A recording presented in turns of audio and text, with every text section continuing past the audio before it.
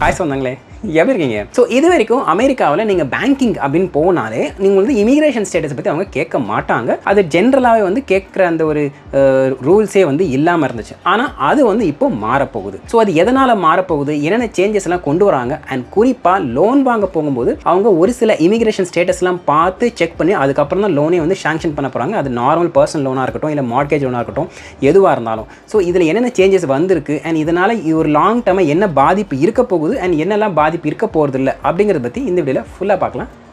ஆக்சுவலாக ஜூலை 13ஆம் தேதி 3 federal regulatory agents, ஒன்று வந்து ஓசிசி, அதாவது office of controller of currency, இவங்களும் ரெண்டாவது எஃப்டிஐசி, நம்ம எல்லாருக்கும் பரிச்சயமானது federal deposit insurance corporation, and நாலாவது NCUA national credit union administration, இவங்க 3 பேர் சேர்ந்து ஒரு அறிக்கையை வந்து வெளியிடுறாங்க. இந்த 3 ஏஜென்சியும் அமெரிக்காவுக்குள்ள இருக்கிற பேங்க்ஸ் அண்ட் கிரெடிட் யூனியன்ஸை கண்ட்ரோல் பண்ணுற ஒரு ஏஜென்சிஸ். ஸோ இவங்க கொடுக்குற ஒரு டைரக்ஷன் வந்து அந்த எல்லா பேங்க்ஸும் ஃபாலோ பண்ணணும் அப்படிங்கிறது ரூல். அந்த கைடன்ஸோட டைட்டில் என்னவா இருக்கு அப்படின்னு பார்த்தீங்கன்னா, நான் ஸ்க்ரீனில் காமிக்கிறேன். Inter agency guidance on lending to individuals not legally authorised to work in the United States. So இந்த தலைப்பில் அவங்க வந்து ஒரு கைடன்ஸை வந்து ரிலீஸ் பண்ணுறாங்க. அந்த கைடன்ஸ்க்கு பேரை பார்த்தா மாதிரியே உங்களுக்கு லீகலாக யூஎஸில் ஒர்க் பண்ண எலிஜிபிள் இல்லாதவங்களுக்கு நீங்கள் வந்து கிரெடிட் கொடுக்கும்போது அது கொஞ்சம் பார்த்து கொடுக்கணும் அப்படிங்கிறது தான் அந்த கைடன்ஸோட ஷார்ட் ஃபார்ம் 1 லைன் மெசேஜ்.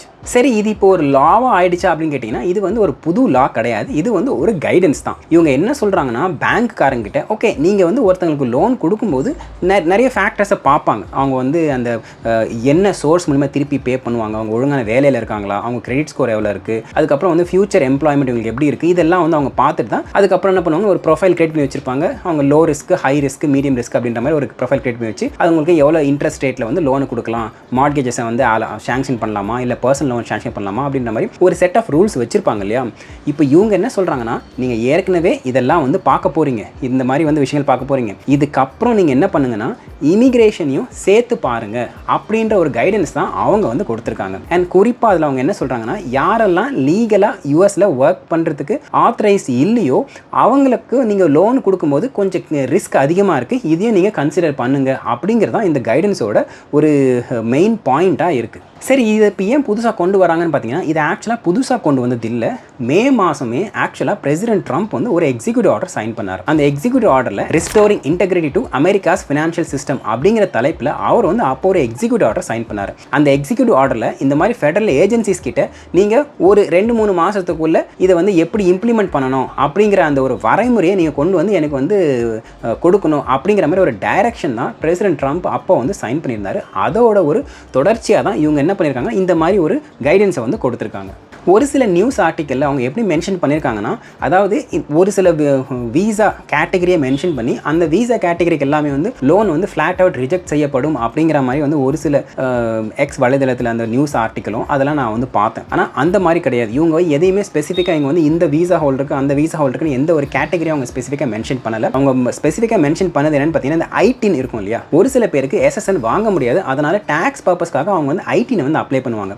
அவங்கள பற்றி மட்டும்தான் ஸ்பெசிஃபிக்காக மென்ஷன் பண்ணியிருக்காங்க தவிர மற்ற எந்த ஒரு வீசா கேட்டகரியும் இந்த ஒரு கைடன்ஸில் அவங்க ஸ்பெசிஃபிக்காக மென்ஷன் பண்ணலை. அப்படி ஸ்பெசிஃபிக்காக மென்ஷன் பண்ணாமல் அவங்க ப்ராடாக என்ன கொடுத்துருக்காங்கன்னா, not legally authorise to work in the United states அப்படின்னு கொடுத்துருக்காங்க. அந்த அதில் நிறைய கேட்டகரி வரும். சே ஃபார் எக்ஸாம்பிள் H4 வீசாவில் இருக்கிறவங்க இஏடி இல்லாமல் அவங்களால வந்து ஒர்க் பண்ண முடியாது. ஸோ H4 அந்த கேட்டகரி இருக்கிறவங்களும் not legally authorise to work in the United states. அதே மாதிரி F1 வீசாவில் இருக்கவங்க, அதாவது ஓபிடி சிபிடி இல்லாமல் இருக்கிற அந்த F1 ஸ்டூடெண்ட்ஸ் இருக்காங்க இல்லையா, அவங்கெல்லாம் வந்து legally not authorise to work in the United states. அந்த மாதிரி வந்து நிறைய வீசா கேட்டகரிஸ் இருக்கு. அந்த வீசா கேட்டகரியில் அவங்க வந்து லீகலாக வந்து யூஎஸ்ல ஒர்க் பண்ணுறதுக்கு அத்தாரிட்டி கிடையாது. அன்டில் அன்லெஸ் அவங்க வேற வீசா கேட்டகரி மாறினாலோ இல்லை அவங்க வீசா கேட்டகரியில் இஏடி வந்து எடுத்துக்க முடியும் அப்படின்ற பட்சத்தில் இஏடி இருந்துச்சுன்னா அவங்க ஒர்க் பண்ண முடியும்.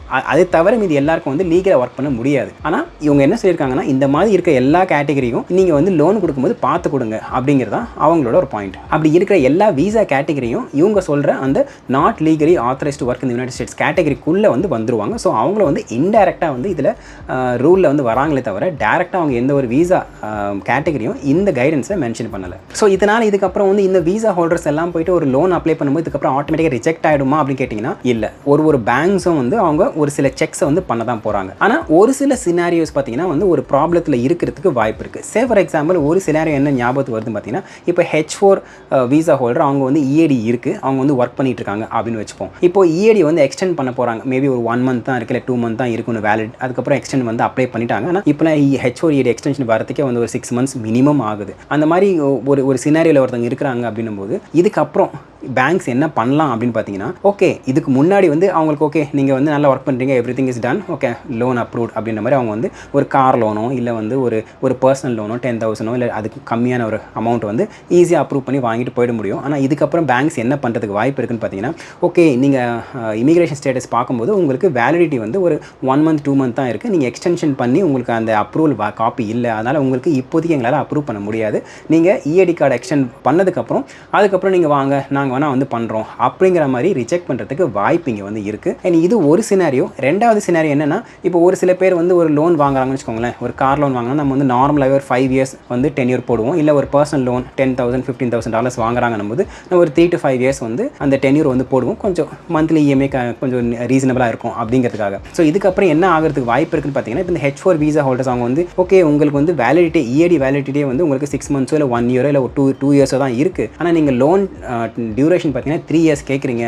அதனால் அந்த லாஸ்ட் 1 இயர் உங்களுக்கு வந்து ஒர்க் ஆத்தரைசேஷன் இருக்காது, அதனால் எங்களால் 2 இயர்ஸ் மட்டும் தான் அப்ரூவ் பண்ண முடியும் அப்படிங்கிற மாதிரி ஒரு சினாரியோ வர்றதுக்கும் வாய்ப்பு இருக்குது. ஸோ இந்த மாதிரி ஒரு சின்ன ஹர்டல்ஸ் வர்றதுக்கு இந்த கைடன்ஸ்னால பாசிபிள் இருக்குது. அண்ட் இதுக்கு முன்னாடி வரைக்கும் பேங்க் நீங்கள் அப்ளை பண்ணும்போது கிரெடிட் கார்டோ இல்லை நீங்கள் வந்து ஒரு பேங்க் அக்கௌண்ட் ஓப்பன் பண்ணும்போதோ அவங்க வந்து இமிகிரேஷன் ஸ்டேட்டஸ் கேட்க மாட்டாங்க. நார்மலாக வந்து ஐடென்டிஃபிகேஷன் டாக்குமெண்ட் கேட்பாங்க, அதில் வந்து பாஸ்போர்ட்ஸ் இதெல்லாம் நம்ம கொடுப்போம். ஆனால் இதுக்கப்புறம் வந்து ஒரு I-94 டாக்குமெண்ட்ஸு, அதுக்கப்புறம் உங்களோட வீசா வேலிடிட்டி இல்லை வந்து EAD வேலிடிட்டி இல்லை I-797 இதெல்லாம் வந்து கேட்குறதுக்கு இதுக்கப்புறம் வாய்ப்பு இருக்குது. ஸோ இதனால் இதுக்கு முன்னாடியே லோன் சாங்ஷன் பண்ண லோனுக்கு ஏதாவது பிரச்சனை இருக்குமா பார்த்தீங்கன்னா அந்த மாதிரி எந்த ஒரு கைடன்ஸும் அவங்க வந்து கொடுக்கல. அண்ட் பேசிக்கலாகவே ஏற்கனவே வந்து ஒரு லோன் அப்ளை பண்ணிட்டாங்க, அப்ரூவ் பண்ணிட்டாங்க உங்களுக்கு முன்னாடியே அப்படின்னும் போது அந்த லோன் வந்து எதுவுமே ஆகாது. இதுக்கப்புறம் இருக்கிறது தான் அவங்க வந்து காஷியஸாக இருப்பாங்களே தவிர இதுக்கு முன்னாடி இருக்கிறதுக்கு எந்த ஒரு பாதிப்பும் இருக்கக்கூடாது. So I don't think that is problem.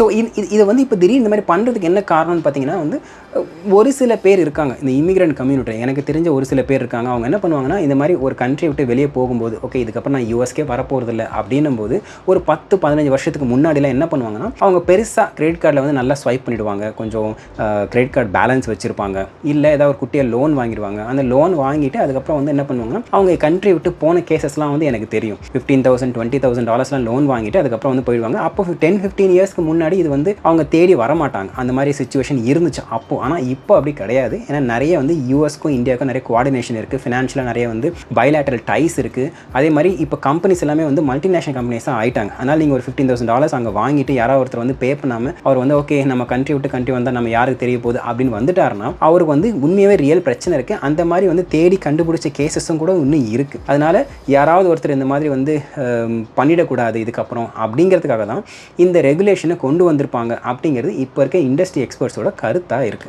But ஆனால் நான் சொன்ன மாதிரி இது வந்து ஒரு கைடன்ஸ் தான், இது வந்து ரூல் கிடையாது. அதனால் ஒரு சில பேங்க்ஸ் வந்து இதை அப்படியே ஃபாலோ பண்ணலாம், அவங்களோட பாலிசியை மாற்றலாம். இல்லை ஒரு சில பேங்க்ஸ் வந்து இத்தனை வருஷமாக வந்து நாங்கள் லோன் கொடுத்துட்டு தான் இருக்கோம், எங்களுக்கு நிறைய லோன் வந்துட்டு தான் இருக்குது, திரும்பி எல்லாரும் ஒழுங்காக பே பண்ணிட்டு தான் இருக்காங்க, ரொம்ப ஒரு சில பேர் மட்டும் தான் இருக்காங்க, ஸோ அதனால் எங்களுக்கு இது மாற்றணும்னு அவசியம் இல்லை அப்படின்னு அவங்க பழைய மெத்தடே ஃபாலோ பண்ணுறதுக்கும் வாய்ப்பு இருக்குது. இல்லை ஒரு சில நேரத்தில் இந்த மாதிரி பெரிய இமிகிரண்ட் கம்யூனிட்டியை ப்ளீஸ் பண்ணணும் அப்படிங்கிறதுக்காக அவங்க வந்து நார்மலாக இத்தனை வருஷம் தான் பண்ணிட்டு இருந்தோம், நாங்கள் இதுக்கும் பண்ணுறோம் அப்படின்னு பண்ணுறதுக்கும் வாய்ப்பு இருக்குது. ஸோ இது வந்து அந்தந்த பேங்க்ஸ் என்ன முடிவு பண்ணுறாங்களோ அதுதான் வந்து இங்கே ரூலாக இருக்க போகுது.